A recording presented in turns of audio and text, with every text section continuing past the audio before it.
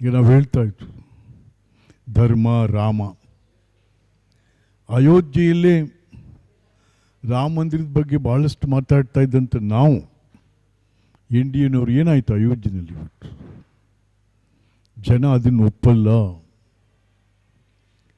ಜನರ ಸಮಸ್ಯೆಗಳ ಬಗ್ಗೆ ಒಪ್ಕೋತಾರೆ ಹೊರತು ನಾನು ರಾಮ ಮಂದಿರ ಕಟ್ಟೆ ರಾಮನ ಸಮಸ್ಯೆ ಒಪ್ಪಲ್ಲ ಜನ. ಅಯೋಧ್ಯೆಯ ರಾಮನನ್ನೇ ಏನಾದ? ಕಳೆದ ಸಂಸತ್ ಚುನಾವಣೆಯಲ್ಲಿ ರಾಮ ಎತ್ತಾಗೋದಕ್ಕತ್ತೆ.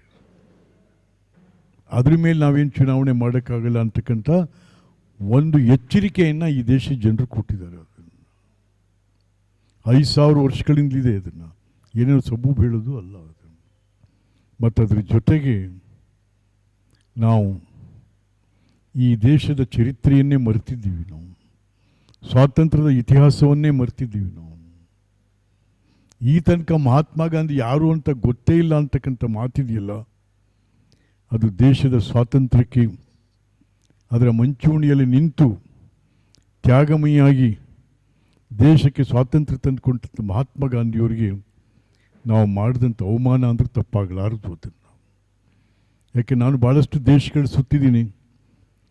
ಅದರಲ್ಲೂ ನಮ್ಮ ಯುರೋಪ್ ಕಂಟ್ರೀಸಲ್ಲಿ ನೀವೆಲ್ಲಿ ಹೋದರೂ ಮಹಾರಾಜರ ಪುತ್ಥಳಿ ಇದೆ ಅಲ್ಲ, ಮಹಾತ್ಮ ಗಾಂಧಿಯವ್ರದ್ದು.